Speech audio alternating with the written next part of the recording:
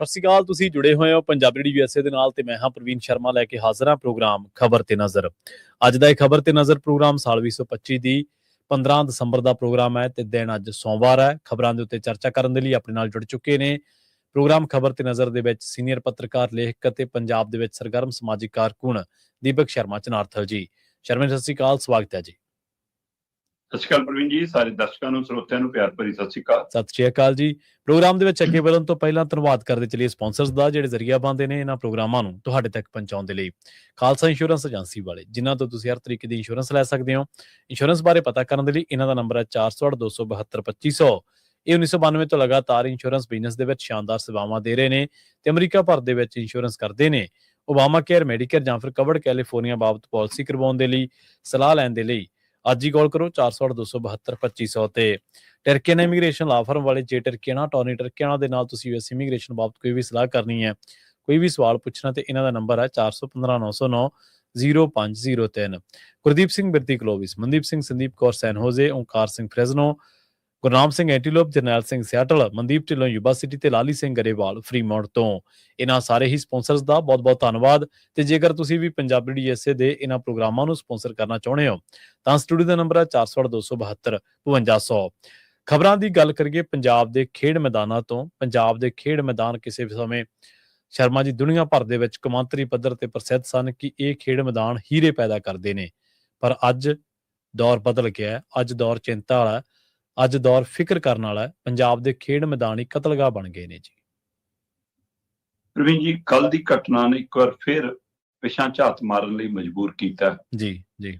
ਕੱਲ ਚੰਡੀਗੜ੍ਹ ਮੋਹਾਲੀ ਖੇਤਰ ਦੇ ਵਿੱਚ ਸੋਹਾਣੇ ਦੇ ਵਿੱਚ ਮੈਚ ਚੱਲ ਰਹੇ ਸੀ ਕਬੱਡੀ ਦੇ, ਤੇ ਉਸ ਦੌਰਾਨ ਵੱਡੀ ਭੀੜ ਸੀ। ਇਹ ਵੀ ਨਹੀਂ ਗਾ ਕਿ ਭੀੜ ਨਾ ਹੋਵੇ, ਭੀੜ ਬਹੁਤ ਸੀ। ਤੇ ਉਸ ਭੀੜ ਦੇ ਦਰਮਿਆਨ ਜਿਵੇਂ ਰਾਣਾ ਬਲਾਚੌਰੀਆ ਨੂੰ ਗੋਲੀਆਂ ਮਾਰ ਕੇ ਮਾਰਿਆ ਗਿਆ, ਉਸ ਨੇ ਇੱਕ ਵਾਰ ਫਿਰ ਸੰਦੀਪ ਅੰਬੀਆਂ ਕਾਂਡ ਪੰਜਾਬ ਦੇ ਲੋਕਾਂ ਦੇ ਜ਼ਿਹਨ 'ਚ ਚੇਤੇ ਕਰਾਇਆ। ਜਦੋਂ ਕਿ ਸਿੱਧੂ ਮੂਸੇਵਾਲੇ ਦਾ ਕਤਲ ਵੀ ਇੱਕ ਘਟਨਾ ਸਾਡੇ ਮੂਹਰੇ ਪਈ ਆ, ਔਰ ਇਸੇ ਤਰੀਕੇ ਨਾਲ ਹੁਣ ਰਾਣਾ ਬਲਾਚੌਰੀਆ ਕਹਿੰਦੇ ਜੀ ਅਸੀਂ ਸਿੱਧੂ ਮੂਸੇਵਾਲੇ ਦੇ ਕਤਲ ਦਾ ਬਦਲਾ ਲੈ ਰਿਹਾ ਹੈ। ਸੋਸ਼ਲ ਮੀਡੀਆ ਤੇ ਪੋਸਟਾਂ ਕੁਝ ਅਜਿਹੀਆਂ ਸਾਹਮਣੇ 10 ਦਿਨ ਪਹਿਲਾਂ ਦੱਸਿਆ ਜਾ ਰਿਹਾ ਕਿ ਮੁੰਡੇ ਦਾ ਇਹਦਾ ਵਿਆਹ ਹੋਇਆ ਸੀ ਜੀ ਜੀ ਬਿਲਕੁਲ, ਤੇ ਹੁਣ ਇਹ ਘਟਨਾ ਵਾਪਰ ਗਈ। ਔਰ ਘਟਨਾ ਵਾਪਰਨ ਦਾ ਤਰੀਕਾ ਵੀ ਬੜਾ ਕਮਾਲ ਸੀਗਾ ਕਿ ਪੁਲਿਸ ਅਧਿਕਾਰੀ ਉਹ ਇਸ ਸਮਾਗਮ 'ਚ ਮੁੱਖ ਮਹਿਮਾਨ ਸੀ। ਜਿੱਦਾਂ ਹੀ ਉਹਦਾ ਕਾਫਲਾ ਨਿਕਲ ਕੇ ਚਲਾ ਜਾਂਦਾ, ਉਸ ਤੋਂ ਤੁਰੰਤ ਬਾਅਦ ਇਸ ਰਾਣਾ ਬਲਾਚੌਰੀਆ ਦੇ ਨੇੜੇ ਕੁਝ ਲੋਕ ਸੈਲਫੀ ਖਿਚਾਉਣ ਦੇ ਨਾਂ ਨਾਲ ਕਹਿੰਦੇ ਆਉਂਦੇ ਨੇ ਤੇ ਅਚਾਨਕ ਉਹਦੇ ਮੂੰਹ ਦੇ ਉੱਤੇ ਆਪਣੀ ਲੋਈ ਸੁੱਟ ਕੇ ਤੇ ਉਹਦੇ ਸਿਰ 'ਚ, ਚਿਹਰੇ ਤੇ ਗੋਲੀਆਂ ਦਾਗ ਦਿੰਦੇ ਨੇ। ਤੋਂ ਬਾਅਦ ਫਾਇਰ ਕਰਦੇ ਹੋਏ ਨਿਕਲ ਕੇ ਫਰਾਰ ਹੋ ਜਾਂਦੇ ਨੇ। ਹੁਣ FIR ਹੋ ਜੂਗੀ, ਛਾਣਬੀਣ ਸ਼ੁਰੂ ਹੋ ਜੂਗੀ, ਇੱਕ ਅੱਧਾ ਕੋਈ ਚੱਕ ਵੀ ਲੈਣਗੇ, ਫਿਰ ਉਹ ਤੋਂ ਹਥਿਆਰ ਬਰਾਮਦ ਕਰਨ ਲਈ ਲੈ ਵੀ ਜਾਣਗੇ, ਫਿਰ ਗਿੱਟੇ ਗੋਡੇ 'ਚ ਗੋਲੀ ਵੀ ਵੱਜ ਜੂਗੀ, ਕੁਛ ਵੀ ਹੋ ਜੂਗਾ। ਸਵਾਲ ਇਹ ਹੈ ਕਿ ਇੰਨੀ ਤਾਕਤ, ਇੰਨੀ ਸਾਰਾ ਕੁਛ ਹੋਣ ਦੇ ਬਾਵਜੂਦ ਇਨਪੁੱਟ ਪਹਿਲਾਂ ਕਿਉਂ ਨਹੀਂ ਹੁੰਦੀ? ਸਹੀ ਹੈ, ਬਿਲਕੁਲ ਸਹੀ ਹੈ ਜੀ।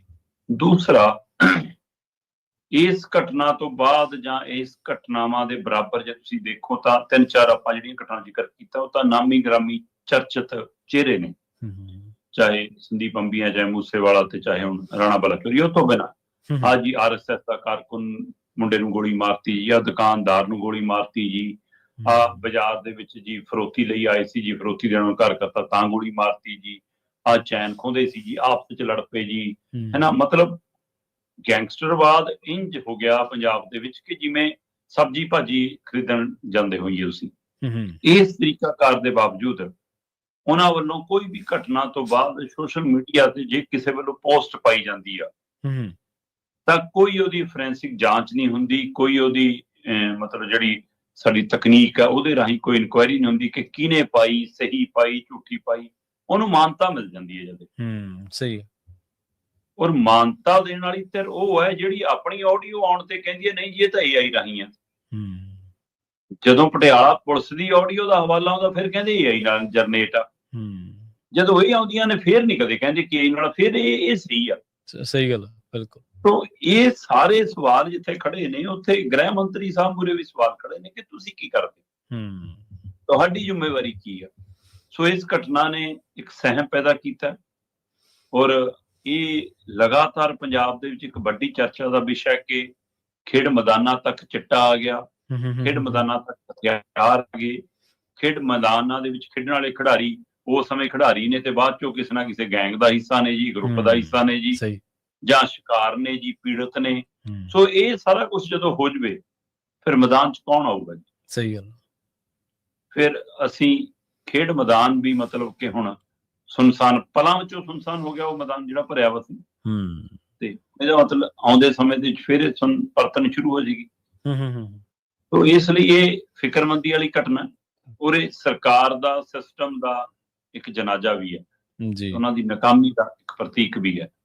ਸੋ ਹੁਣ ਦੇਖਦੇ ਹਾਂ ਜੀ ਕਿ ਅੱਗੇ ਕਿਹੜੇ ਬਿਆਨਬਾਜ਼ੀ ਆਉਂਦੀ ਹੈ। ਨਾ ਵਿਰੋਧੀਆਂ ਦੇ ਤਿਲਾਂ 'ਚ ਤੇਲ ਹੈ, ਨਾ ਸੱਤਾ ਦੇ ਤਿਲਾਂ 'ਚ ਤੇਲ ਹੈ।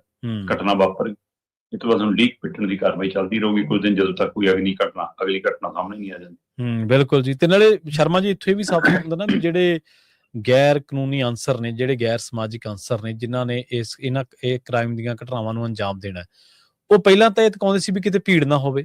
ਹੁਣ ਪੰਜਾਬ ਦੇ ਵਿੱਚ ਕਤਲ ਹੀ ਭੀੜ ਭਾੜ ਵਾਲੇ ਇਲਾਕਿਆਂ ਦੇ ਵਿੱਚ ਹੋਣ ਲੱਗ ਪਏ ਨੇ। ਇਹ ਤੋਂ ਪਤਾ ਲੱਗਦਾ ਵੀ ਸੌਫਟ ਟਾਰਗੇਟ ਬਣ ਚੁੱਕਿਆ ਬੰਦਾ ਭੀੜ ਦੇ ਵਿੱਚ ਵੀ। ਉਹਨਾਂ ਨੂੰ ਪਤਾ ਵੀ ਉਸ ਤੋਂ ਬਾਅਦ ਕੀ ਹੋਣਾ। ਜਿਵੇਂ ਤੁਸੀਂ ਤਹਿਕੀਕਾਤ ਦਾ ਜ਼ਿਕਰ ਕੀਤਾ ਵੀ ਆਹ ਫੜ ਲਿਆ ਜੀ ਬੰਦਾ, ਉਹ ਹੋ ਜਾਊਗਾ, ਕੋਈ 5-7 ਦਿਨ ਸੁਰਖੀਆਂ ਬਣ ਜਾਣੀਆਂ, ਉਸ ਤੋਂ ਬਾਅਦ ਗੱਲ ਆਈ ਗਈ ਹੋ ਜਾਊਗੀ, ਕੋਈ ਹੋਰ ਘਟਨਾ ਵਾਪਰ ਜਾਣੀ, ਵੱਡੀ ਲੋਕ ਉਧਰ ਆਪਣੇ ਵਰਗੇ ਮਗਰ ਲੱਗ ਜਾਣਗੇ। ਅਗਲੀ ਗੱਲ ਕਰੀਏ ਪੰਜਾਬ ਦੇ ਸਕੂਲਾਂ ਦੀ। ਪੰਜਾਬ ਦੇ ਸਕੂਲਾਂ ਦੇ ਵਿੱਚ ਵੀ ਸਹਿਮ ਦਾ ਮਾਹੌਲ ਆ, ਪਰ ਕਹਿੰਦੇ ਜਿਨ੍ਹਾਂ ਲੋਕਾਂ ਨੇ ਸਹਿਮ ਚੱਕਣਾ, ਜਿਨ੍ਹਾਂ ਲੋਕਾਂ ਨੇ ਸਹਿਮ ਦੇ ਨਾਲ ਸਿੱਝਣਾ, ਉਹ ਚੋਣਾਂ ਜਿਤਾਉਣ ਦੇ ਵਿੱਚ ਲੱਗੇ ਹੋਏ ਨੇ, ਯਾਨੀ ਕਿ ਪੰਜਾਬ ਪੁਲਿਸ ਜੀ। ਜੀ ਇਹ ਹੋਰ ਵੀ ਫਿਕਰਮੰਦੀ ਵਾਲੀ ਗੱਲ ਹੈ ਕਿ ਖੇਡ ਮੈਦਾਨ ਤੋਂ ਲੈ ਕੇ ਸਕੂਲ ਤੱਕ ਹੁਣ ਦਹਿਸ਼ਤ। ਬਿਲਕੁਲ ਸਹੀ, ਬਿਲਕੁਲ ਜੀ, ਸਹਿਮ ਹੈ। ਸਹੀ ਹੈ। ਜਦੋਂ ਖੜਕੂਵਾਦ ਦਾ ਦੌਰ ਸੀ ਤਦ ਕਹਿੰਦੇ ਜੀ ਕਾਲੀ ਹਨੇਰੀ ਝੁੱਲ ਗਈ, ਕਹਿੰਦੇ ਜੀ ਮਤਲਬ ਕਿ ਕਾਲਾ ਦੌਰ ਉਸ ਨੂੰ ਅੱਜ ਵੀ ਕਹਿ ਕੇ ਸੰਬੋਧਨ ਹੁੰਦੇ ਆ। ਪਰ ਮੇਰੇ ਨਹੀਂ ਜਹਨ 'ਚ ਕਿ ਕਦੇ ਕਿ ਇੰਜ ਸਕੂਲ ਦੇ ਬੱਚੇ ਵੀ ਕਦੇ ਟਾਰਗੇਟ ਬਣਾਏ ਹੋਣ ਕਿਸੇ, ਜਾਂ ਇੰਜ ਧਮਕਾਇਆ ਹੋਵੇ ਕੁਛ। ਤੇ ਘੱਟੋ ਘੱਟ ਜੇ ਉਸ ਸਮੇਂ ਘਟਨਾਕ੍ਰਮ ਸੀਗੇ ਜੋ ਵੀ ਵਾਪਰਿਆ, ਉਹ ਪੰਜਾਬ ਦੇ ਲਈ ਸਹੀ ਨਹੀਂ ਸੀਗਾ। ਅਸੀਂ ਕਿੰਨੇ ਸਾਲ ਪਿੱਛੇ ਧੱਕੇ ਗਏ। ਸਹੀ ਹੈ। ਪਰ ਤਾਂ ਵੀ ਉਹ ਕੋਈ ਮਿਸ਼ਨ ਲੈ ਕੇ ਸ਼ੁਰੂ ਹੋਏ ਸੀ, ਬਾਅਦ ਚੋਂ ਕਿੱਧਰ ਨੂੰ ਗਿਆ, ਕਿਉਂ ਗਿਆ, ਕਿੰਨੇ ਹੀ ਕਾਰਨ ਨੇ। ਏਜੰਸੀਆਂ ਆਈਆਂ, ਕੁਝ ਵਿੱਚ ਲੁੱਟਾਂ ਖੋਹ ਵਾਲੇ ਸ਼ਾਮਲ ਹੋਏ, ਕੀ ਹੋਇਆ ਕੀ ਨਹੀਂ, ਹਥਿਆਰਬੰਦ ਲੜਾਈ ਉਸ ਸਮੇਂ ਸਾਰਥਕ ਸੀ ਜਾਂ ਨਹੀਂ, ਇਹ ਬਹਿਸ ਚੱਲਦੀ ਰਹਿਣੀ ਹੈ ਜੀ। ਪਰ ਤਾਂ ਵੀ ਜਦੋਂ ਤੁਸੀਂ ਉਹਦੀ ਸ਼ੁਰੂਆਤ ਦੇਖਦੇ ਹੋ ਤਾਂ ਇੱਕ ਮਿਸ਼ਨ, ਇੱਕ ਟਾਰਗੇਟ ਸੀ।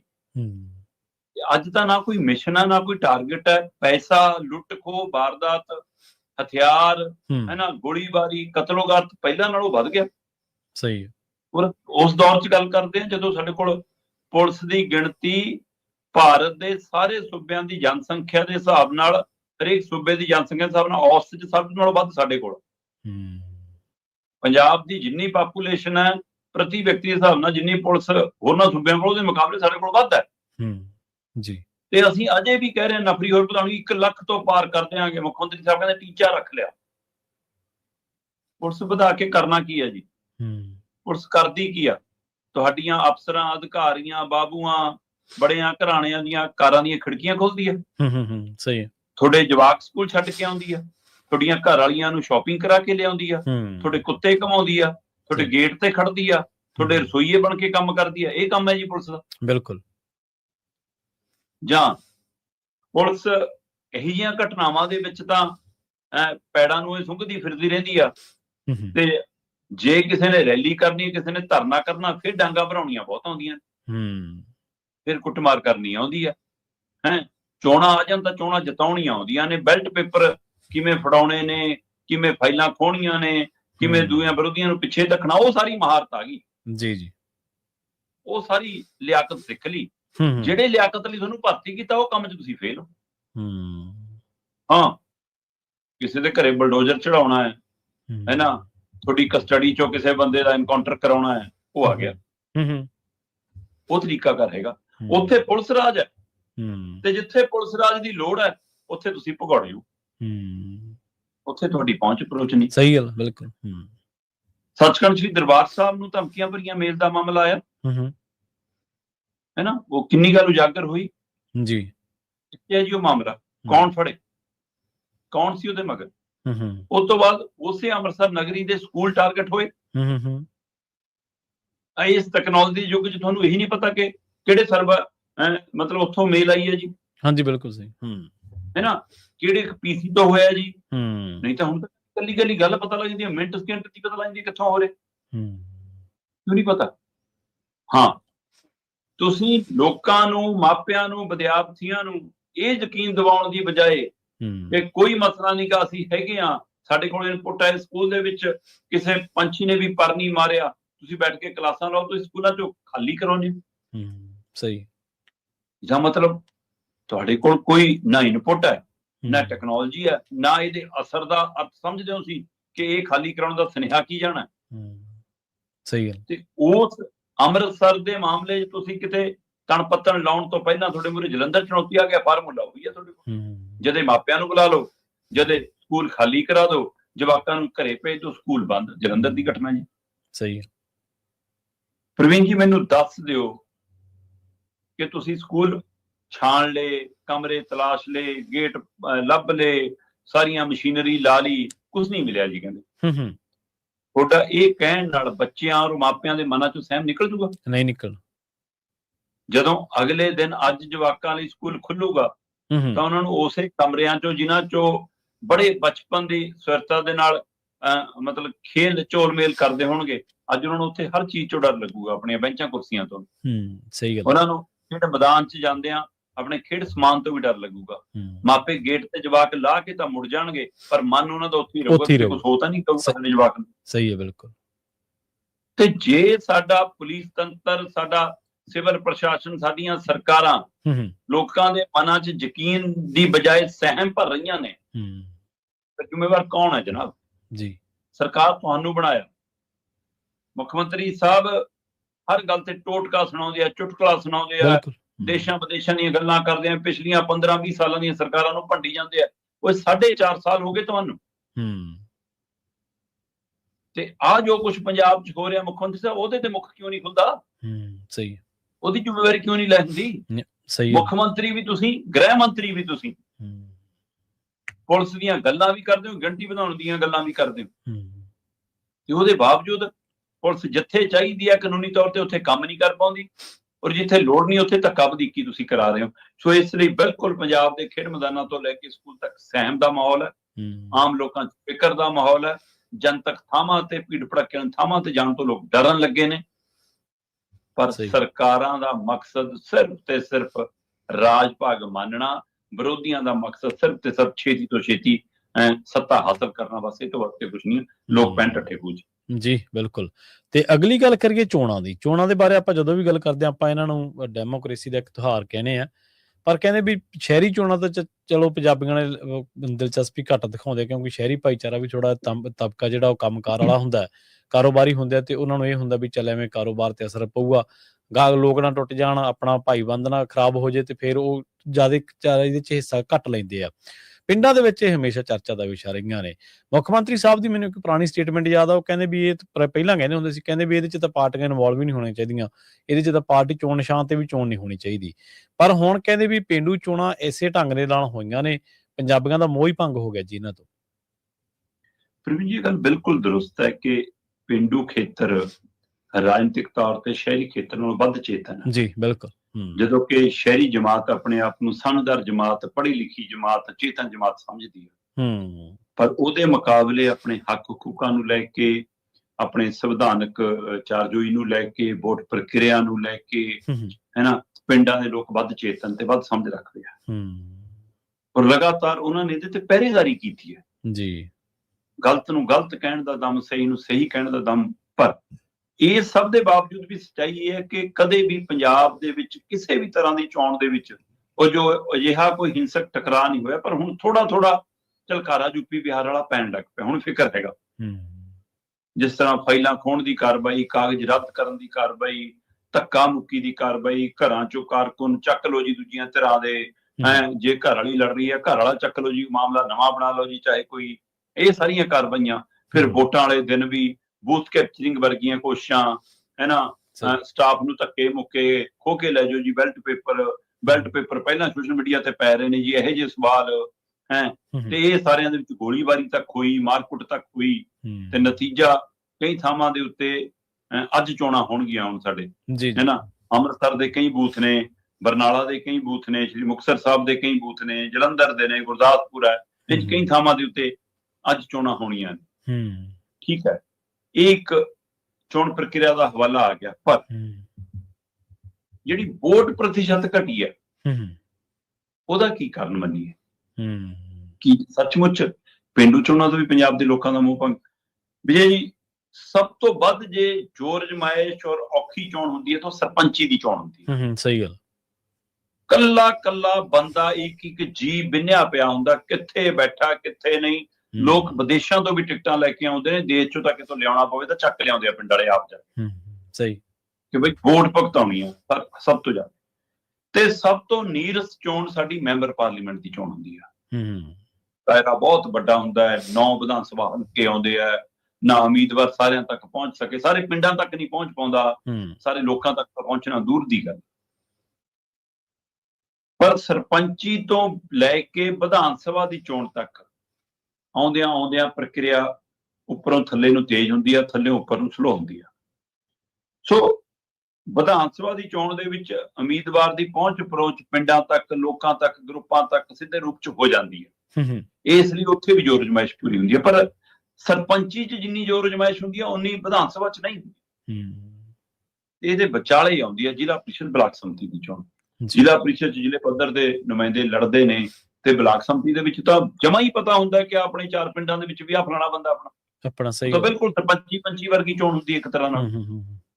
ਤੇ ਬਲਾਕ ਸੰਮਤੀ ਜ਼ਿਲ੍ਹਾ ਪ੍ਰੀਸ਼ਦ ਦੀ ਚੋਣ ਦੇ ਵਿੱਚ ਜੇ ਲੋਕ ਵੋਟ ਪਾਉਣ ਨਹੀਂ ਨਿਕਲਣਾ ਚਾਹੁੰਦੇ, ਕਿ ਉਹਨਾਂ ਨੂੰ ਇਹ ਲੱਗਣ ਲੱਗ ਗਿਆ ਕਿ ਇਹ ਚੁਣ ਕੇ ਕਰਨਾ ਹੀ ਕਿਨੇ, ਕੰਮ ਕਿੱਥੇ ਆਉਂਦੇ ਨੇ ਦੱਸ ਦਿਓ। ਸਹੀ ਗੱਲ, ਬਿਲਕੁਲ। ਕਿਉਂਕਿ ਜਿਹੜੇ ਚੁਣੇ ਜਾਂਦੇ ਨੁਮਾਇੰਦੇ ਉਹਨਾਂ ਨੂੰ ਪਤਾ ਹੀ ਨਹੀਂ ਕਿ ਅਸੀਂ ਆਪਣੇ ਹੱਕ ਕਿਵੇਂ ਲੈਣੇ ਆ। ਜੇ ਆਪਣੇ ਹੱਕ ਨਹੀਂ ਲੈਣੇ ਆਉਂਦੇ ਨੁਮਾਇੰਦਿਆਂ ਨੂੰ ਤਾਂ ਤੁਹਾਡੇ ਹੱਕਾਂ ਲਈ ਉਹ ਕੀ ਜਾਰਜੋਈ ਕਰਨਗੇ? ਕੰਮ ਹੀ ਨਹੀਂ ਪਤਾ ਸਾਡਾ ਕੰਮ ਕੀ ਹੈ।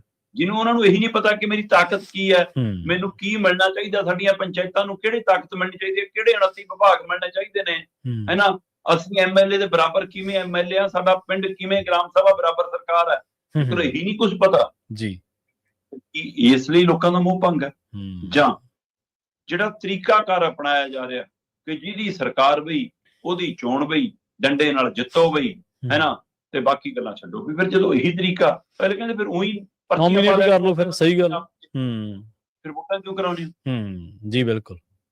ਚੰਗਾ ਤਾਂ ਇਹ ਹੋਵੇ ਕਿ ਤੁਸੀਂ ਕਹੋ ਕਿ ਵੋਟਾਂ ਪੈ ਰਹੀਆਂ, ਵੀ ਜਿਹੜਾ ਜਿੱਤ ਕੇ ਆਉਂਦਾ ਆਪਣੇ ਆਪ ਜਿੱਤ ਕੇ ਆਵੇ, ਉਹਦੇ ਨਾਲ ਲੋਕਤੰਤਰ ਵੀ ਬਹਾਲ ਤੇ ਤੁਹਾਡਾ ਅਕਸ ਵੀ ਬਹਾਲ ਕੇ ਵੀ ਸਰਕਾਰ ਧੱਕਾ ਨਹੀਂ ਕਰਦੀ। ਤੁਸੀਂ ਇਹ ਚੋਣਾਂ ਧੱਕੇ ਨਾਲ ਜਿੱਤ ਲਓਗੇ, ਪਰ ਇਹਦਾ ਅਸਰ ਵਿਧਾਨ ਸਭਾ ਚੋਣਾਂ ਤੱਕ ਤੁਹਾਡੇ ਪਿੱਛੇ ਜਾਊਗਾ। ਫਿਰ ਕੀ ਕਰੋਗੇ?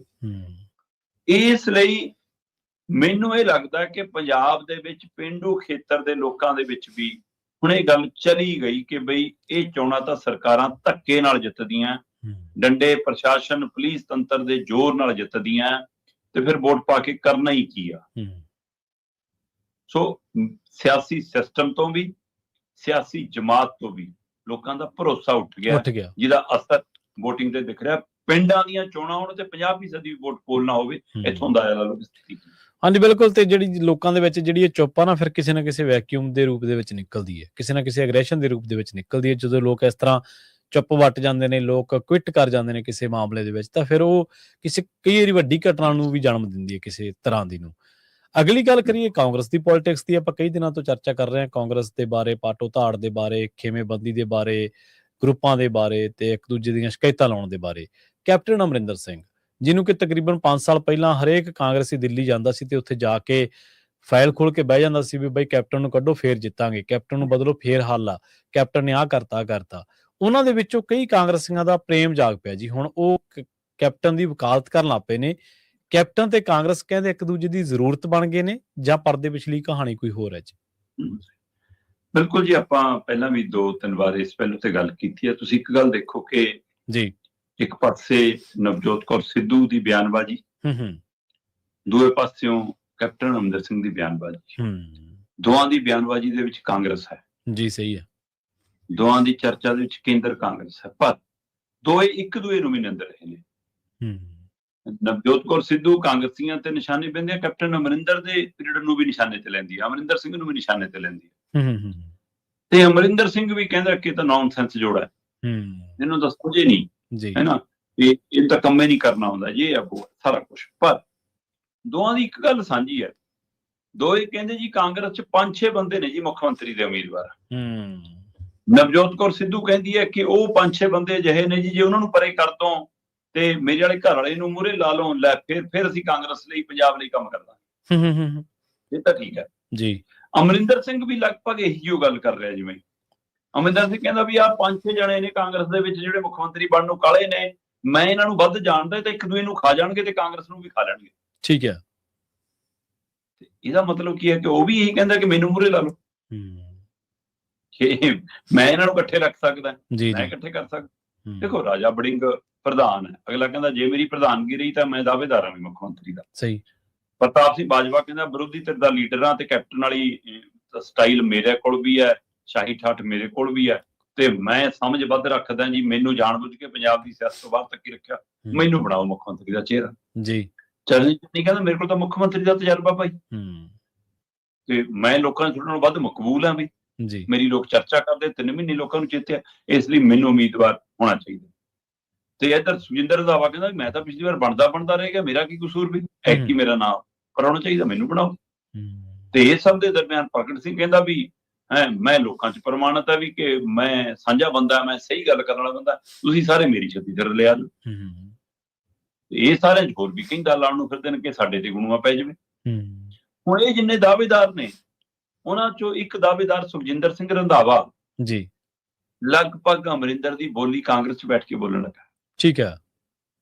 ਉਹ ਸੁਖਜਿੰਦਰ ਰੰਧਾਵਾ ਜਿਹੜਾ ਅਮਰਿੰਦਰ ਸਿੰਘ ਦੀ ਗੁੱਡ ਬੁੱਕ 'ਚ ਸੀ, ਖਾਸਮ ਖਾਸ ਸੀ, ਮਾਝੇ ਬਗਰੇਟ ਦਾ ਉਹਦਾ ਕਰਤਾ ਧਰਤਾ ਸੀ, ਉਹ ਸੁਖਜਿੰਦਰ ਰੰਧਾਵਾ ਜਦੋਂ ਅਮਰਿੰਦਰ ਦੇ ਖਿਲਾਫ ਬਾਜੀ ਆਈ ਤਾਂ ਦੂਏ ਪਾਸੇ ਸਭ ਤੋਂ ਮੁੱਢਲਾ ਤੁਰਪਦਾ ਪੱਤਾ ਸੀ। ਸਹੀ ਗੱਲ, ਬਿਲਕੁਲ।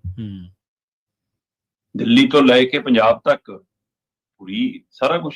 ਤੇ ਹੁਣ ਅੱਜ ਉਹੀ ਸੁਖਜਿੰਦਰ ਰੰਧਾਵਾ ਕਹਿੰਦਾ ਵੀ ਅਮਰਿੰਦਰ ਵਰਗਾ ਦਾ ਲੀਡਰ ਹੀ ਨਹੀਂ ਕੋਈ, ਅਮਰਿੰਦਰ ਵਰਗਾ ਤਾਂ ਮਿੱਤਰ ਹੀ ਨਹੀਂ ਕੋਈ, ਉਹ ਮਿੱਤਰਾਂ ਦਾ ਮਿੱਤਰ, ਦੁਸ਼ਮਣਾਂ ਦੁਸ਼ਮਣ, ਅਮਰਿੰਦਰ ਵਰਗਾ ਸਟੈਂਡ ਨਹੀਂ ਕੋਈ ਲੈਂਦਾ, ਸਪਸ਼ਟਵਾਦੀ ਬਹੁਤ ਹੈ, ਦਮ ਰੱਖਣ ਵਾਲਾ ਲੀਡਰ ਹੈ। ਹੁਣ ਇਹਦੇ ਮਾਇਨੇ ਕੀ ਨੇ? ਪ੍ਰਵੀਨ ਜੀ ਪਹਿਲੀ ਇੰਟਰਵਿਊ ਆਈ ਅਮਰਿੰਦਰ ਸਿੰਘ ਦੀ, ਨਾ ਬੀਜੇਪੀ ਕੁਸਕੀ ਨਾ ਕਾਂਗਰਸੀ ਕੁਸਕੇ। ਦੂਜੀ ਇੰਟਰਵਿਊ ਆਈ, ਬੀਜੇਪੀ ਨੇ ਫਿਰ ਵੀ ਉਹੋ ਜਿਹਾ ਕੋਈ ਬਿਆਨ ਨਹੀਂ ਦਿੱਤਾ, ਇੰਨਾ ਕੁ ਕਹਿ ਕੇ ਸਾਰਤਾ ਅਸ਼ਵਨੀ ਸ਼ਰਮਾ ਐਂਡ ਪਾਰਟੀ ਨੇ ਕਿ ਜੀ ਅਮਰਿੰਦਰ ਸਿੰਘ ਦੀ ਆਪਣੀ ਸਮਝ ਹੈ ਤੇ ਵੱਡੇ ਲੀਡਰ ਨੇ, ਸਾਡੇ ਕੱਦਵਾਰ ਲੀਡਰ ਨੇ, ਅਸੀਂ ਸਤਿਕਾਰ ਕਰਦੇ ਹਾਂ, ਪਰ ਸਾਡੀ ਇੱਛਾ ਤਾਂ ਕੰਨਿਆਂ ਲੜਨ ਦੀ ਹੈ ਜੀ, ਮਤਲਬ ਜੋ ਪਾਰਟੀ ਬਾਕੀ ਫੈਸਲਾ ਕਰੇ, ਹੈ ਨਾ। ਇੱਧਰ ਕਾਂਗਰਸੀਆਂ ਨੇ ਲਗਭਗ ਕੋਈ ਟਿੱਪਣੀ ਨਹੀਂ ਕੀਤੀ ਇਹੀ ਜੀ। 2 ਇੰਟਰਵਿਊਆਂ ਦੇ ਬਾਵਜੂਦ ਵੀ ਲਗਾਤਾਰ ਉਧਰ ਸੈਸ਼ਨ ਚੱਲ ਰਿਹਾ। ਸੁਖਜਿੰਦਰ ਰੰਧਾਵਾ ਜੀ ਦਿੱਲੀ 'ਚ ਨੇ ਤਾਂ ਹੋਰ ਲੀਡਰ ਵੀ ਦਿੱਲੀ 'ਚ ਨੇ। ਲੰਗੀ ਕੱਲ ਉਹਨਾਂ ਨੇ ਉੱਥੇ ਰੈਲੀ ਕੀਤੀ ਰਾਮਲੀਲਾ ਮੈਦਾਨ 'ਚ ਵੱਡੀ, ਉਸ ਤੋਂ ਬਾਅਦ ਅਚਾਨਕ ਸੁਖਜਿੰਦਰ ਰੰਧਾਵਾ ਦੀ ਟੋਨ ਬਦਲ ਜਾਂਦੀ। ਠੀਕ ਹੈ। ਕੀ ਦਿੱਲੀ ਤੋਂ ਕੋਈ ਸੁਨੇਹਾ ਲੱਗਿਆ ਉਹਨਾਂ ਨੂੰ? ਕੀ ਕਾਂਗਰਸ ਹਾਈ ਕਮਾਂਡ ਨੇ ਕੋਈ ਸੁਨੇਹਾ ਲਾ ਦਿੱਤਾ? ਕੀ ਇਹ ਤਾਂ ਨਹੀਂਗਾ ਕਿ ਕਾਂਗਰਸ ਨੂੰ ਇਹ ਲੱਗਣ ਲੱਗੇ ਪਿਆ ਹੋਵੇ ਕਿ ਅਸੀਂ ਜਾਖੜ ਤਾਂ ਗਵਾ ਲਿਆ, ਕੈਪਟਨ ਤਾਂ ਗਵਾ ਲਿਆ, ਜੇ ਇਹਨਾਂ ਨੂੰ ਵਾਪਸ ਲਿਆਉਣ ਦੀ ਕਵਾਇਦ ਵੱਲ ਨੂੰ ਤੁਰੀਏ? ਕਿਤੇ ਇਹ ਤਾਂ ਨਹੀਂਗਾ ਕਿ ਜਾਖੜ ਦੇ ਮਾਮਲੇ 'ਚ ਇਹ ਵੀ ਗੱਲ ਆਈ ਸੀ ਕਿ ਜਦੋਂ ਜਾਖੜ ਨੇ ਅਸਤੀਫਾ ਦਿੱਤਾ ਬੀਜੇਪੀ ਦੇ ਵਿੱਚੋਂ, ਬੀਜੇਪੀ ਦੇ ਅੰਦਰ ਰਹਿੰਦਿਆਂ ਵੀ ਕਿ ਮੈਂ ਪ੍ਰਧਾਨਗੀ ਤੋਂ ਅਸਤੀਫਾ ਦੇਣਾ ਜੀ, ਪਰ ਹੈ ਪਾਰਟੀ ਦਾ ਸਿਪਾਹੀ ਹਾਂ ਜੀ, ਮੈਂ ਬੀਜੇਪੀ 'ਚ ਰਹੂੰਗਾ। ਉਸ ਸਮੇਂ ਕੁਝ ਨੇੜਲਿਆਂ ਤੋਂ ਇਹ ਵੀ ਗੱਲ ਨਿਕਲੀ ਸੀ ਕਿ ਤਾਂ ਕਹਿੰਦਾ ਕਿ ਵੀ ਰਾਹੁਲ ਗਾਂਧੀ ਤਾਂ ਲੈਣ ਆ ਜਾਵੇ ਮੈਨੂੰ, ਫਿਰ ਤਾਂ ਗੱਲ ਕਰ ਲਵੇ ਮੇਰੇ ਨਾਲ। ਇਹ ਚਰਚਾਵਾਂ ਨਿਕਲੀਆਂ ਕਿ ਹੁਣ ਮੈਂ ਥੋੜਾ ਜਿਆਦਾ ਚੰਗਾ ਲੱਗਦਾ। ਉਸੇ ਤਰ੍ਹਾਂ ਅਮਰਿੰਦਰ ਸਿੰਘ ਦੀ ਗੱਲ 'ਚੋਂ ਵੀ ਇਹ ਗੱਲ ਲੱਗਦੀ ਹੈ ਕਿ ਅਮਰਿੰਦਰ ਸਿੰਘ ਜਿਵੇਂ ਡੀਕ ਰਿਹਾ ਕਿ ਮੈਂ ਤੁਹਾਡੀ ਦੇਵੀ ਥੋੜਾ ਆ ਕੇ ਬੈਠੂੰਗਾ, ਤੁਸੀਂ ਮੇਰਾ ਬੂਹਾ ਤਾਂ ਖੜਕਾ ਦਿਓ ਆ ਕੇ। ਉਹ ਕਹਿੰਦੇ ਕਿ ਮੈਨੂੰ ਬੇਇੱਜ਼ਤ ਕਰਕੇ ਕੱਢਿਆ, ਮੇਰੇ ਨਾਲ ਧੱਕਾ ਕੀਤਾ, ਪਰ ਉਹ ਨਾਲ ਇਹ ਵੀ ਕਹੀ ਜਾਂਦੇ ਕਿ ਮੇਰਾ ਫੋਨ ਤਾਂ ਹਾਈ ਕਮਾਂਡ ਸੁਣਦੇ ਹੀ, ਮੈਨੂੰ ਮੀਟਿੰਗ ਲਈ ਸਮਾਂ ਦੇ ਦਿੰਦੀ ਸੀ, ਇੱਥੇ ਤਾਂ ਮੈਨੂੰ ਪੁੱਛਦੇ ਹੀ ਨਹੀਂ, ਬੁਲਾਉਂਦੇ ਹੀ ਨਹੀਂ, ਦੱਸਦੇ ਹੀ ਨਹੀਂ। ਸੋ ਇਹ ਸਾਰੀਆਂ ਗੱਲਾਂ ਕੀ ਕਾਂਗਰਸ ਤੇ ਕੈਪਟਨ ਇੱਕ ਦੂਜੇ ਦੀ ਜ਼ਰੂਰਤ ਬਣਦੇ ਜਾ ਰਹੇ ਨੇ? ਸਹੀ। ਜਾਂ ਰਹਿੰਦੀ ਖੂੰਦੀ ਕਾਂਗਰਸ ਨੂੰ ਵਿੱਚ ਜਾ ਕੇ ਕੈਪਟਨ ਨੂੰ ਮੁਕਾਉਣ ਦਾ ਕੋਈ ਟਾਸਕ ਮਿਲ ਰਿਹਾ? ਸਹੀ ਹੈ, ਬਿਲਕੁਲ ਸਹੀ। ਜਿਹੜੀ ਟਾਸਕ ਤੇ ਜਾਖੜ ਜੋੜਾ ਸਿੱਧੂ ਜੋੜਾ ਕੰਮ ਕਰ ਰਿਹਾ, ਉਸੇ ਟਾਸਕ ਤੇ ਅਮਰਿੰਦਰ ਕੰਮ ਕਰ ਰਿਹਾ। ਕੀ ਕੋਈ ਇਹ ਪਲਾਨ ਯੋਜਨਾ ਬੀਜੇਪੀ ਦੀ? ਜਾਂ ਕਾਂਗਰਸ ਨੂੰ ਲੋੜ ਹੀ ਨਹੀਂ ਹੈ ਜਾਂਦੀ, ਉਹ ਆਪਣੇ ਭਾਰ ਨਾਲ ਆਪੇ ਡਿੱਗ ਜੂਗੀ ਜੇ ਉਹਦੇ ਅੰਦਰ ਨਲਾਇਕੀ ਲੀਡਰਸ਼ਿਪ ਭਰ ਗਈ ਹੈ, ਉਸ ਨੂੰ ਇਹਦੀ ਜ਼ਰੂਰਤ ਨਹੀਂ। ਸੋ ਕਿੰਨੇ ਤਰ੍ਹਾਂ ਦੀਆਂ ਚਰਚਾਵਾਂ ਸਿਆਸਤ 'ਚ ਹੈਗੀਆਂ, ਔਰ ਕਦੇ ਵੀ ਕੁਝ ਵੀ ਹੋ ਸਕਦਾ ਜੀ। ਸਹੀ ਹੈ, ਬਿਲਕੁਲ। ਪਰ ਅਮਰਿੰਦਰ ਸਿੰਘ ਦੀ ਮਨਸ਼ਾ ਇੰਝ ਜ਼ਰੂਰ ਲੱਗਣ ਲੱਗਿਆ ਕਿ ਜਿਵੇਂ ਉਹ ਦੁਬਾਰਾ ਮੁੱਖ ਮੰਤਰੀ ਬਣਨਾ ਚਾਹੁੰਦੇ, ਚਾਹੇ ਉਹ ਅਕਾਲੀ ਬੀਜੇਪੀ ਗੱਠਜੋੜ ਨਾਲ ਬਣ ਜਾਣ, ਚਾਹੇ ਉਹ ਕਾਂਗਰਸ ਵਾਲੇ ਪਾਸੇ ਆ ਕੇ ਬਣ ਜਾਣ, ਉਹ ਇੱਛਾ ਜਾਗ ਰਹੀ ਹੈ। ਪਰ ਕੀ ਸਰੀਰ ਸਮਰੱਥਾ ਹੁਣ ਸਾਥ ਦੇਣ ਲਾਇਕ ਹੈ? ਕੀ ਉਮਰ ਦਾ ਤਕਾਜ਼ਾ ਉਹਨਾਂ ਨੂੰ ਇਸ ਚੀਜ਼ ਲਈ ਕਹਿੰਦਾ ਕਿ ਕਰ ਲਓ? ਜਾਂ ਉਹ ਆਪਣੇ ਜਵਾਕਾਂ ਦਾ ਭਵਿੱਖ ਪੱਕਾ ਕਰਨ ਦੇ ਲਈ ਕੁਝ ਰਾਹ ਲੱਭਦੇ ਫਿਰਦੇ ਆ, ਆਪਣੇ ਨਾਲ ਦੇ ਸਾਥੀਆਂ ਲਈ ਕੁਝ ਲੱਭਦੇ ਫਿਰਦੇ ਆ। ਇਹ ਤਾਂ ਅਮਰਿੰਦਰ ਜਾਣਨ। ਪਰ ਪੰਜਾਬ ਦੇ ਲਈ ਸਾਰਾ ਕੁਝ ਦਰੁਸਤ ਨਹੀਂ ਹੋ ਰਿਹਾ। ਪੰਜਾਬ ਭਰਮ ਭੁਲੇਖਿਆਂ ਜਿੰਨਾ ਉੜ ਜੂਗਾ ਉਹਨਾਂ ਪੰਜਾਬ ਦੇ ਨੁਕਸਾਨ। ਬਿਲਕੁਲ ਸਹੀ ਹੈ, ਬਿਲਕੁਲ ਸਹੀ ਹੈ। ਦੇਖੋ, ਜਿਹੜੇ ਬੰਦੇ ਨੇ ਪਾਵਰ ਹੰਡਾਈ ਹੋਵੇ ਉਹਨੂੰ ਪਾਵਰ ਦੀ ਲਾਲਸਾ ਲੱਗੀ ਰਹਿੰਦੀ ਹੈ, ਅਖੀਰਲੇ ਦਮ ਤੱਕ ਲੱਗੀ ਰਹਿੰਦੀ ਹੈ। ਪਰ ਪਾਵਰ ਵਰਤਦੇ ਕਿਸ ਤਰ੍ਹਾਂ? ਪਾਵਰ ਤੁਹਾਡੇ ਆਲੇ ਦੁਆਲੇ ਬੈਠੇ 3-4 ਬੰਦੇ ਵਰਤਦੇ ਨੇ ਆਪਣੀ ਖਾਤਰ, ਜਾਂ ਤੁਸੀਂ ਲੋਕਾਈ ਦੀ ਖਾਤਰ ਵਰਤਦੇ ਹੋ? ਇਹ ਵੱਡਾ ਸਵਾਲ ਹੈ। ਅਗਲੀ ਗੱਲ ਕਰੀਏ ਜਾਂਦੇ ਜਾਂਦੇ ਪੰਜਾਬ ਦੀ ਕਿਸਾਨੀ ਦੀ। ਸਾਡੇ ਘਰਾਂ ਦੇ ਵਿੱਚੋਂ ਸ਼ਰਮਾ ਜੀ ਬੀਜ ਮੁੱਕ ਗਿਆ। ਅਸੀਂ ਬਾਜ਼ਾਰੂ ਬੀਜ ਦੇ ਉੱਤੇ ਡਿਪੈਂਡ ਆ, ਨਿਰਭਰ ਹੈ। ਸਾਡੇ ਘਰਾਂ 'ਚੋਂ ਵੜੇਵੇਂ ਨਹੀਂ, ਮੂਲੀਆਂ ਦੇ ਬੀਜ ਨਹੀਂ, ਮਿਰਚਾਂ ਦੇ ਬੀਜ ਨਹੀਂ, ਹੋਰ ਕਿੰਨੇ ਤਰ੍ਹਾਂ ਦੇ ਬੀਜ ਘਰਾਂ ਦੇ ਵਿੱਚ ਹੁੰਦੇ ਸਨ। ਪਰ ਹੁਣ ਤਾਂ ਕਹਿੰਦੇ ਗੱਲ ਇਸ ਤੋਂ ਅਗਲੇ ਲੈਵਲ ਦੀ ਜਾ ਪਈ ਹੈ। ਪੰਜਾਬ ਦੇ ਖੇਤਾਂ 'ਚੋਂ ਸਰੋਂ ਵੀ ਗਾਇਬ ਹੋਣ ਲੱਗ ਪਈ ਹੈ ਜੀ। ਪ੍ਰਵੀਨ ਜੀ, ਮੈਨੂੰ ਇਹ ਮਹਿਸੂਸ ਹੁੰਦਾ ਹੈ ਕਿ ਆਉਂਦੇ ਦਿਨਾਂ 'ਚ ਪੰਜਾਬ ਸਾਗ ਤੋੜਨ ਵੀ ਹਰਿਆਣੇ ਜਾਇਆ ਕਰੂਗਾ। ਸਥਿਤੀ ਇਹ ਬਣ ਗਈ ਜੀ ਜੀ। ਪੰਜਾਬ ਜੇ ਆਪਣੀ ਬੋਲੀ ਲਈ, ਆਪਣੇ ਪਹਿਰਾਵੇ ਲਈ, ਆਪਣੇ ਜੁੱਸੇ ਲਈ, ਆਪਣੀਆਂ ਕੁਰਬਾਨੀਆਂ ਲਈ ਜਾਣਿਆ ਜਾਂਦਾ ਤਾਂ ਪੰਜਾਬ ਦੀ ਪਹਿਚਾਣ ਦਾ ਇੱਕ ਪ੍ਰਤੀਕ ਸਰੋਂ ਦਾ ਸਾਗ ਤੇ ਮੱਕੀ ਦੀ ਰੋਟੀ। ਸਹੀ। ਤੇ ਸਾਡੀ ਮਹਿਮਾਨ ਨਵਾਜ਼ੀ ਦਾ ਵੀ ਇਹ ਸਭ ਤੋਂ ਬੜਾ ਚਿੰਨ੍ਹ ਹੈ। ਤੇ ਸਰੋਂ ਦੇ ਸਾਗ ਦੇ ਲਈ ਸਰੋਂ ਦਾ ਹੋਣਾ ਬਹੁਤ ਜ਼ਰੂਰੀ ਹੈ। ਜੀ ਜੀ। ਤੇ ਜੇ ਸਾਡੇ ਖੇਤਾਂ 'ਚ ਸਰੋਂ ਦੇ ਫੁੱਲੇ ਨਹੀਂ ਖੜਨਗੇ, ਸਰੋਂ ਹੀ ਨਹੀਂ ਉੱਗੂਗੀ, ਤਾਂ ਨਾ ਸਰੋਂ ਦਾ ਤੇਲ ਮਿਲਣਾ ਤੇ ਨਾ ਸਰੋਂ ਦਾ ਸਾਗ ਮਿਲਣਾ। ਮੈਂ ਆંકੜੇ ਦੇਖ ਰਿਹਾ ਸੀਗਾ, ਪੰਜਾਬ ਦੇ ਵਿੱਚ ਕਿਸੇ ਸਮੇਂ ਕਹਿੰਦੇ 17 ਲੱਖ ਏਕੜ ਤੱਕ ਦੇ ਏਰੀਏ 'ਚ ਸਰੋਂ ਹੁੰਦੀ ਸੀ। ਤੇ ਹੁਣ ਉਹ ਘਟਦੀ 1.25 ਲੱਖ ਏਕੜ ਤੇ ਆ ਗਈ ਜੀ। ਅੱਜ ਦੀ ਤਰੀਕ 'ਚ 1,25,000 ਏਕੜ 'ਚ ਸਰੋਂ ਹੈ, ਜਿਹੜੀ ਕਿਸੇ ਸਮੇਂ 17 ਲੱਖ ਏਕੜ ਸੀ ਜੀ। ਤੇ ਅੱਜ ਦੀ ਤਰੀਕ 'ਚ ਹਰਿਆਣੇ ਦੇ ਵਿੱਚ 21 ਲੱਖ ਏਕੜ 'ਚ ਸਰੋਂ ਦੀ ਖੇਤੀ ਹੈ। ਤੇ ਰਾਜਸਥਾਨ ਤੱਕ ਕਿਤੇ ਜ਼ਿਆਦਾ 75 ਲੱਖ ਏਕੜ ਦੇ ਵਿੱਚ। ਹੁਣ ਇਹਦੇ ਵਿੱਚ ਕੋਈ ਦੋ ਰਾਏ ਨਹੀਂ ਕਿ ਮਾਰਕ ਫੈਡ ਦਾ ਸਾਗ ਵਿਦੇਸ਼ਾਂ 'ਚ ਵਿਕਦਾ ਹੈ ਡੱਬਾ ਬੰਦ, ਜਾਂ ਪੰਜਾਬ 'ਚ ਕਈ ਇੱਥੋਂ ਤੱਕ ਕਿ ਕੁੜੀਆਂ ਨੇ ਵੀ ਜਿਹੀਆਂ ਕੰਪਨੀਆਂ ਖੜੀਆਂ ਕੀਤੀਆਂ ਆਪਣੇ ਦਮ ਤੇ, ਉਹ ਸਾਗ ਬਣਾ ਕੇ ਵਿਦੇਸ਼ਾਂ 'ਚ ਭੇਜਦੀਆਂ ਨੇ ਤੇ ਉਹਦੇ ਲਈ ਉਹ ਬਕਾਇਦਾ ਠੇਕੇ ਤੇ ਮਤਲਬ ਸਰੋਂ ਉਗਵਾਉਂਦੀਆਂ ਨੇ, ਪੈਸੇ ਵੱਧ, ਆਮ ਨਾਲੋਂ ਵੱਧ ਠੇਕਾ ਦਿੰਦੀਆਂ। ਪਰ ਸਰੋਂ ਪੈਦਾ ਨਾ ਹੋਣਾ ਇਹ ਸਰਕਾਰਾਂ ਦੀ ਫੇਲੀਅਰ ਦਾ ਵੀ ਇੱਕ ਪ੍ਰਤੀਕ ਹੈ। ਕਿਉਂਕਿ ਜਦੋਂ ਤੁਸੀਂ ਫਸਲਾਂ ਤੇ MSP ਲਾਉਂਦੇ ਹੋ ਤਾਂ ਉਹਦੇ ਵਿੱਚ ਸਰੋਂ ਤੇ ਵੀ MSP ਲਾਉਂਦੇ ਹੋ। ਜੀ ਜੀ। ਪਰ ਸਰੋਂ ਨੂੰ ਤੁਸੀਂ MSP ਤੇ ਖਰੀਦਦੇ ਨਹੀਂ। ਹਾਂ, ਕਈ ਵਾਰ ਸਰੋਂ MSP ਤੋਂ ਵੀ ਉੱਪਰ ਵਿਕ ਜਾਂਦੀ ਹੈ, ਇਹ ਵੱਖਰਾ ਸਵਾਲ ਹੈ। ਜੀ ਜੀ ਵਿਕ ਜਾਂਦੀ। ਪਰ ਜੇ ਅਗਲੇ ਹੀ ਸਾਲ 4 ਹੋਰ ਨੇ ਬਿਜਲੀ, ਫਿਰ ਜਦੇ ਗਿਰ ਜਾਂਦੀ ਹੈ। ਹੁਣ ਜਦੋਂ ਹਰੀ ਕ੍ਰਾਂਤੀ ਆਈ ਤਾਂ ਪੰਜਾਬ ਤੇ ਹਰਿਆਣਾ ਨੇ ਦਮ ਲਾ ਕੇ ਕਣਕ ਤੇ ਝੋਨਾ ਬੀਜਿਆ ਤੇ ਪੂਰੀ ਪੈਦਾਵਾਰ ਪੈਦਾ ਕਰਕੇ ਦਿੱਤੀ। ਹੁਣ ਦੋਵਾਂ ਫਸਲਾਂ ਤੇ ਖਰੀਦ ਦੀ ਗਾਰੰਟੀ ਹੈ ਜੀ। ਤੇ ਇਸ ਲਈ ਪੰਜਾਬ ਦੇ ਵਿੱਚ ਨਰਮਾ ਕਪਾਹ ਵੀ ਮੁੱਕ ਗਿਆ, ਸਰੋਂ ਵੀ ਮੁੱਕ ਗਈ, ਇੱਖ ਵੀ ਮੁੱਕ ਗਏ, ਗੰਨਾ ਵੀ ਪੈਦਾ ਹੋਣੋਂ ਹਟ ਗਿਆ, ਮੱਕੀ ਵੀ ਘਟ ਗਈ। ਹੁਣ ਅਸੀਂ ਮੱਕੀ ਵੱਲ ਮੁੜਨ ਦੀ ਕੋਸ਼ਿਸ਼ ਕਰਦੇ ਹਾਂ ਤਾਂ ਉੱਥੇ ਕਈ ਤਰ੍ਹਾਂ ਦੇ ਸਵਾਲ ਖੜੇ ਨੇ। ਗੰਨਾ ਦੁਆਰਾ ਲਾ ਲਈਏ, ਚਲੋ ਜੀ, ਮਤਲਬ ਕਿ ਤਾਂ ਉੱਥੇ ਅਦਾਇਗੀ ਨਹੀਂ ਸਮੇਂ ਸਿਰ ਹੁੰਦੀ, ਜਾਣ ਕੇ ਟਰੈਲੀਆਂ 'ਚ ਖੜਾ ਕਰਨਾ ਇਹਨਾਂ ਨੇ ਤੇ ਰੱਖਿਆ ਜਾਂਦਾ ਕਿ ਸੁੱਕ ਜਾਵੇ, ਵਜਨ ਘਟ ਜੂਗਾ, ਹੈ ਨਾ। ਉਹ ਸਾਰਾ ਕੁਛ ਆਪਾਂ ਦੇਖਦੇ ਹਾਂ ਪ੍ਰਕਿਰਿਆ। ਸੋ ਇਹ ਸਾਰਿਆਂ ਦੇ ਵਿੱਚੋਂ ਸਰੋਂ ਦਾ ਵੀ ਇਹੀ ਤਰੀਕਾ ਸੀਗਾ। ਫਿਰ ਸਰੋਂ ਬੀਜੀਏ ਕਿਉਂ? ਅਗਲਾ ਕਹਿੰਦਾ ਕਿ ਜਦੋਂ ਮੈਨੂੰ ਮੁੱਲ ਨਹੀਂ ਮਿਲਣਾ ਉਹਦਾ, ਜਦੋਂ ਕਿ ਸਰੋਂ ਦੀ ਬਜਾਈ ਕਣਕ ਨਾਲੋਂ ਸਸਤੀ ਪੈਂਦੀ ਹੈ। ਜੀ ਸਹੀ ਹੈ, ਬਿਲਕੁਲ, ਹੈ ਨਾ। ਤੇ ਪਰ ਆਪਣੇ ਤਾਂ ਕਦੇ ਹਰ ਦੀ ਦਾਲ ਹੀ ਇੰਨੀ ਹੁੰਦੀ ਸੀ ਕਿ ਉਹ ਛੱਲੀਆਂ ਨਾਲ ਬਾਲਣ ਵੀ ਬਣਦਾ ਸੀ, ਤੇ ਹੈ ਨਾ।